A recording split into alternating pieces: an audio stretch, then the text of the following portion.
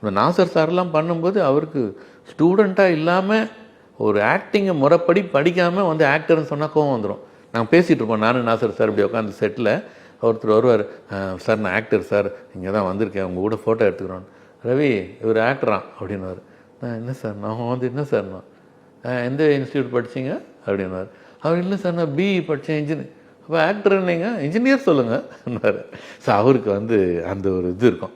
அவரோட சன்னு தான் என்னோட சைவம் படத்தில் எனக்கு சன்னா நடிச்சது. வேறு செட்டிலே வந்து சண்டை போட்டார் நாசர் சார் விஜய் சார்கிட்ட. அவனுக்கு இன்னும் ஆக்டிங் தெரியும்னு நீ கூப்பிட்டு வச்சு அவனை நடிக்க வச்சேன்.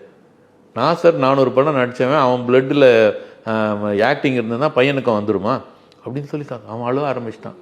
அவர் பையனை கூட ஏற்றுக்கல. அவர் உனக்கு என்ன தெரியும்னு நடிக்க வந்தார். அப்புறம் அவர் கூப்பிட்டு வச்சு இந்த படம் முடிஞ்சவொடனே கட் பண்ணி நேராக டெல்லி கூட்டிமே அனுபம் கார்கிட்ட ஆக்டிங் ஸ்கூல் சேர்த்து அதுக்கப்புறமா தான் அவனை ஆக்டர் ஆக்கி. ஏன்னா நான் ஊரில் இருக்கிற எல்லாரையும் வந்து ஆக்டரான்னு கேட்டுன்னு இருக்கிறேன், என் பையனை நாளைக்கு ஒருத்தன் கேட்கக்கூடாதுன்னு சொல்லிட்டு ஆக்டர் ஆக்குனார்.